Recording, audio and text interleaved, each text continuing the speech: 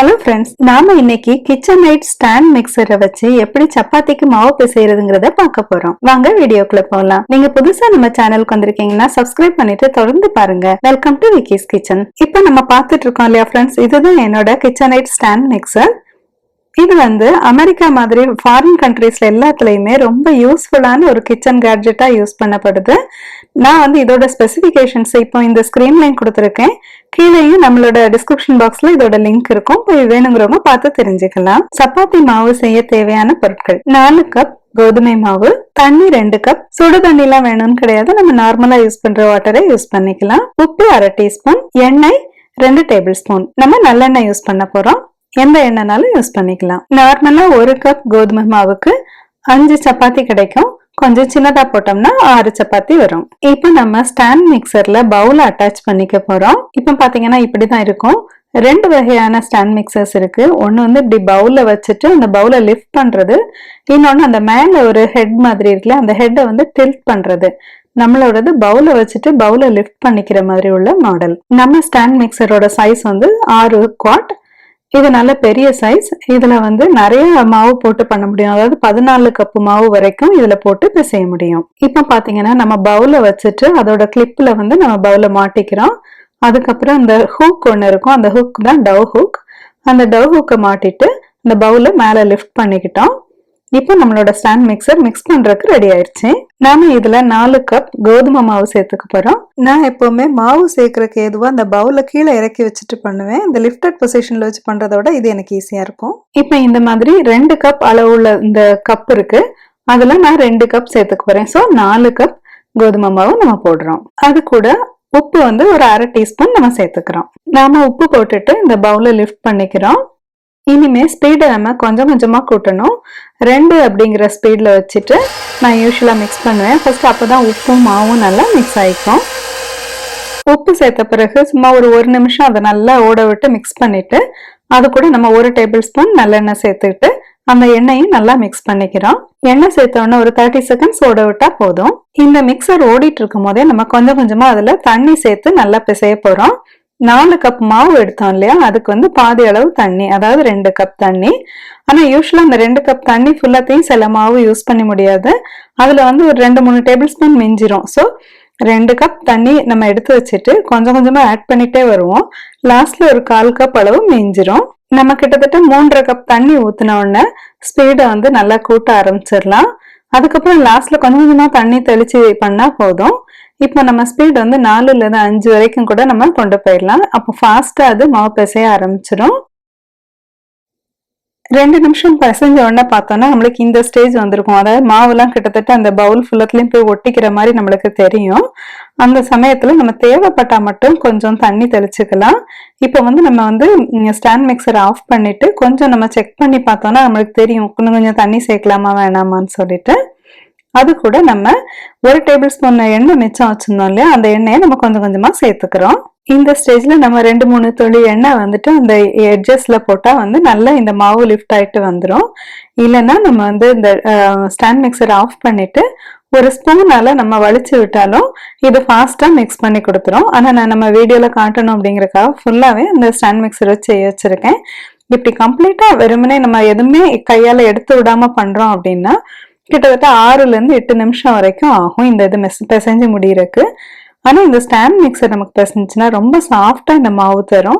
இப்ப பாத்தீங்கன்னா அது தானே எடுத்துருச்சு இல்லையா, இந்த மாவை எடுத்து இது கம்ப்ளீட்டா நல்லா அடிச்சு பிசைஞ்ச மாதிரி பண்ணிடும். இந்த மாதிரி நம்மளுக்கு பண்ணணும் அப்படின்னா ஓரளவுக்கு நிறைய மாவு பண்றது கொஞ்சம் டிஃபிகல்ட்டா இருக்கும் இல்லையா, அதுவும் டெய்லி பண்றாங்க அப்படின்னா அதுக்கு இந்த மாதிரி எக்யூப்மெண்ட்ஸ் எல்லாம் நம்ம யூஸ் பண்ணோம்னா ரொம்ப யூஸ்ஃபுல்லா இருக்கும். நான் இந்த மாதிரி ஸ்டாண்ட் மிக்சரை கிட்டத்தட்ட ஒரு 8 இயர்ஸ்க்கு மேல யூஸ் பண்ணிட்டு இருக்கேன். ரொம்ப யூஸ்ஃபுல்லா இருக்குது. நீங்களும் இந்த மாதிரி தான் வாங்கி யூஸ் பண்ணி பாருங்க. இந்த பிராண்ட் தான் அப்படின்னு இல்லை, ஆனா என்ன நல்ல பிராண்ட் வேணாலும் நீங்க பார்த்து வாங்கிக்கலாம். நம்ம அதோட மோட்டார் நல்ல பவர்ஃபுல்லா இருக்கான்னு மட்டும் பார்த்து வாங்கினா போதும். இது 575 வாட்ஸ். இந்த மாதிரி கொஞ்சம் நல்ல பவர்ஃபுல்லான மோட்டார் இருந்தா மட்டும்தான் இந்த டவ் ஹூக் நல்லா ஒர்க் ஆகும். அதுக்காக தான் நான் இந்த கிச்சனைட சூஸ் பண்ணியிருக்கேன். அது மட்டும் இல்ல சம்டைம்ஸ் வந்துட்டு இந்த டவ் ஹூக் வந்து சரியா ஒர்க் பண்ணாது சில கம்மியான மோட்டர் கெப்பாசிட்டில. அந்த மாதிரி இருந்துச்சு அப்படின்னா நம்மளுக்கு அது வெறுமனே கேக் மட்டும் பண்றதுக்கு தான் யூஸ்ஃபுல்லா இருக்கும். ஆனா நம்மளோட இந்தியன் சமையலுக்கு சப்பாத்தி தான் ரொம்ப அதிகம் தேவைப்படும் அப்படிங்கிறதுனால நான் வந்து இதை சூஸ் பண்ணியிருக்கேன். இப்ப பார்த்தோம்னா நம்ம ஸ்டாண்ட் மிக்சர் வந்து இந்த மாவை கம்ப்ளீட்டா நல்லா பிசைஞ்சு கொடுத்துருச்சு. டயட்ல இருக்கவங்க எல்லாருக்குமே சப்பாத்திங்கிறது ரொம்ப ஒரு இம்பார்ட்டன்ட் திங்கா தெரியும். ஏன்னா இதுலதான் நம்ம கேலரி கம்மியா சாப்பிட்டுட்டு நல்லா ஃபுல்லா ஃபீல் பண்ண முடியும். அப்படி நான் ஆரம்பிக்கும் போது நமக்கு ரொம்ப டிஃபிகல்ட்டா இருந்தது டெய்லி சப்பாத்தி மாவு பிசைறது.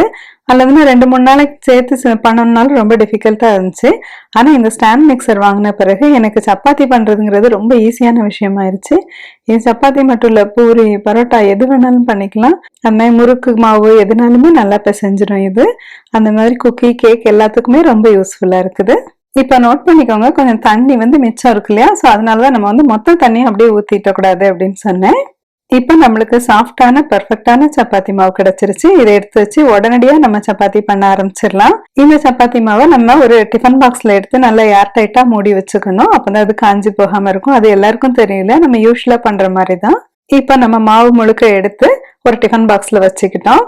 1 கப் மாவுக்கு நம்மளுக்கு 5ல இருந்து 6 சப்பாத்தி வரைக்கும் வரும் நார்மல் சைஸ்ல. அதனால இப்ப நம்மளுக்கு வந்து இந்த 4 கப் போட்டனால கிட்டத்தட்ட 20 சப்பாத்தி இதுல வரும் அப்படின்னு நம்ம எதிர்பார்க்கலாம். இந்த பவுல் ஸ்டெயின்லெஸ் ஸ்டீல்ங்கிறதுனால நம்ம ஈஸியா கிளீன் பண்றதுக்கும் நம்ம சாதாரணமா பாத்திரம் தேய்க்கிற மாதிரி எடுத்து தேய்ச்சி வச்சிட்டாலே போதுங்க, ரொம்ப ஈஸியா இருக்கும். இனிமே நான் யூஸ்வலா எப்படி சப்பாத்தி பண்ணுவேங்கிறத காட்ட போறேன். இந்த வீடியோ வந்து ரொம்ப ப்ரொஃபஷனலா உள்ளவங்களுக்கு தேவைப்படாது, ஆனா நிறைய பிகினர்ஸ்க்கு யூஸ்ஃபுல்லா இருக்கும் அப்படிங்கறதுனால போட்டிருக்கேன். இந்த மாதிரி ஒரு கை ஃபுல்லா உள்ள சைஸ்க்கு ஒரு சின்ன உருண்டை நான் எடுத்துப்பேன். யூஸ்வலி எடுத்துட்டு அதை உருட்டி நம்ம வச்சுக்கிட்டோம்னா எத்தனை நம்பர் ஆஃப் சப்பாத்தி பண்ண போறோமோ அத்தனை நம்பர் ஆஃப் உருண்டைங்க நம்ம பண்ணி வச்சுக்கணும். நமக்கு சப்பாத்தி தேய்க்கிறதுக்கு இந்த கட்டையாலே இருக்கும்ல, அந்த மாதிரி உள்ள ரவுண்டு பலகை இருந்தாலும் நல்லது. இந்த மாதிரி பளிங்கு மாதிரி உள்ளது வந்து நான் ரீசெண்டா வாங்கினேன், ரொம்ப யூஸ்ஃபுல்லா இருக்குது. இப்படி ஒரு உருண்டையை எடுத்து நல்லா மாவுல நல்லா அமுக்கிக்கிட்டு அதை நம்ம பளிங்கு மாதிரி இருக்குல்ல அந்த கல்லுல வச்சுட்டு நம்ம அப்படியே மெதுவா உருட்டி எடுத்துக்க வேண்டியதுதான். இந்த மாதிரி சப்பாத்தி உருட்டுறது வந்துட்டு பிராக்டிஸ்ல தான் வரும். நம்ம நிறைய பண்ண அப்படிதான் வந்துட்டு நம்மளுக்கு வரும். இதை விட நம்ம ஃபாஸ்டா போடுறவங்க வந்துட்டு இந்த மாதிரி எடுத்து கையாலே எடுத்து போடாம ரொம்ப ஃபாஸ்டா பண்ணிடுவாங்க. ஆனா இதுதான் என்னோட ஸ்பீடு. இந்த மாதிரி தான் நான் பண்ணுவேன். இப்படி சப்பாத்தி எல்லாம் நம்ம உருட்டி எடுத்து வச்சுட்டு இதெல்லாம் ஒரு பிளேட்ல அடுக்கி வச்சுக்கலாம். நம்ம இப்படி ஃபாஸ்டா சப்பாத்தியை உருட்டுறோம் அப்படின்னா நம்ம சைட்லயே கல் வச்சுட்டு சுட்டு எடுத்துக்கலாம். ஆனா நம்ம இன்னைக்கு வீடியோல காட்டணும் அப்படிங்கறக்காக ஒரு பிளேட்ல வச்சிருக்கேன். இது வந்து ரொம்ப கன்வீனியன்டா இருக்கும். ஏன்னா ஒரு பிளேட்ல வச்சுட்டு அதுக்கப்புறம் போடுறோம் அப்படின்னாலும் நமக்கு ரொம்ப ஈஸியா தான் இருக்கும்.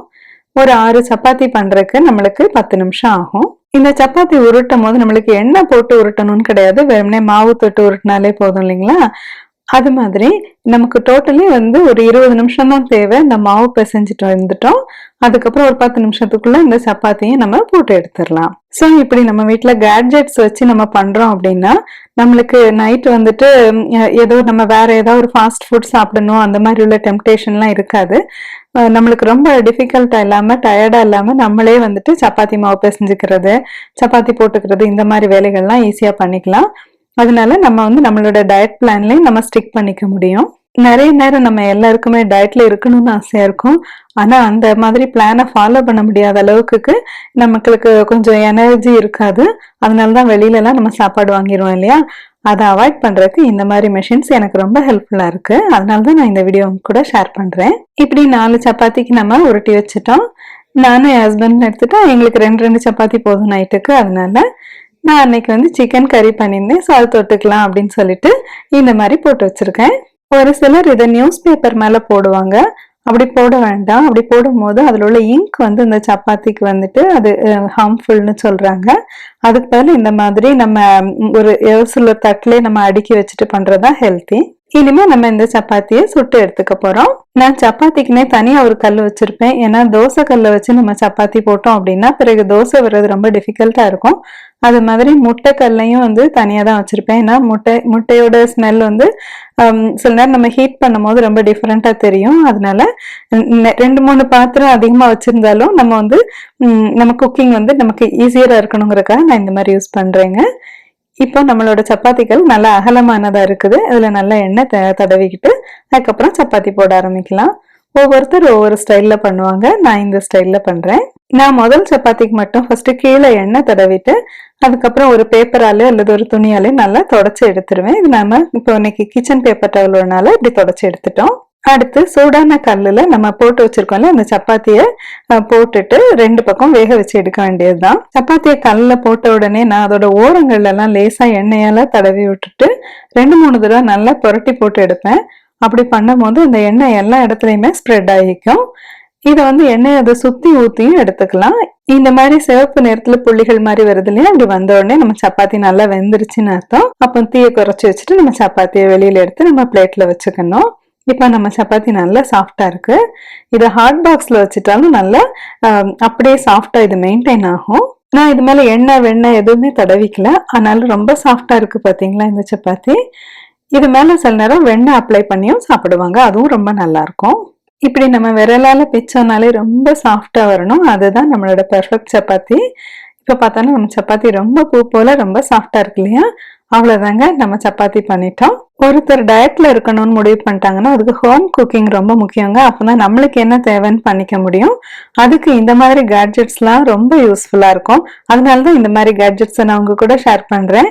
எப்படி இருக்குதுங்க, நல்லா இருந்துச்சா இந்த வீடியோ, பிடிச்சிருந்துச்சா உங்களுக்கு எல்லாம்? உங்களுக்கு இந்த மாதிரி வீடியோஸ் பிடிச்சிருக்காங்கிறத நீங்க கமெண்ட் பாக்ஸ்ல சொல்லுங்க, அது எனக்கு ரொம்ப ஹெல்ப்ஃபுல்லா இருக்கும்.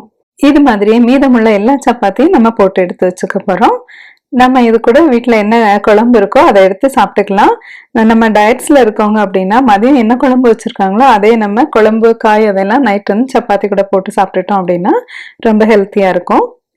ஒவ்வொரு சப்பாத்திலையும் 60 கேலரி இருக்கும் அப்படின்னு சொல்றாங்க. நம்ம எண்ணெய் சேர்க்கறத பொறுத்து எவ்வளவு மாவு அப்படிங்கறத பொறுத்து இருக்குன்னு சொல்றாங்க. ஸோ சப்பாத்தி ஒரு நல்ல டயட்டா இருக்கும். கூட கொஞ்சம் எண்ணெய் ஊத்தி பண்ணா இந்த சப்பாத்தி 120 கேலரி அந்த இதுக்குள்ளே முடிஞ்சிடும். ஸோ நம்மளுக்கு 2 சப்பாத்தி சாப்பிடும் போது 200-250 கேலரியில முடிஞ்சிடும். அது கூட சைட் டிஷ் எல்லாம் சேர்க்கும் போது 400 கேலரியில நல்லா சாப்பிடலாம். நான் இதை சிக்கன் தொக்கு கூட சர்வ் பண்ணேன், ரொம்ப டேஸ்டியா இருந்துச்சு. ஏன்னா ஃப்ரெண்ட்ஸ், நம்ம இன்னைக்கு ஸ்டாண்ட் மிக்சர் வச்சு எப்படி சப்பாத்தி மாவு பிசைறது, எப்படி ஈஸியா சப்பாத்தி பண்ணிக்கிறதுங்கிறத பார்த்தோமா? வீடியோ பிடிச்சிருந்துச்சுன்னா லைக் பண்ணுங்க, ஷேர் பண்ணுங்க, நம்ம சேனல் சப்ஸ்கிரைப் பண்ணுங்க. மறுபடியும் இது மாதிரி ஒரு இன்ட்ரெஸ்டிங்கான வீடியோட உங்களை நான் சந்திக்கிறேன். Until then, take care. See you.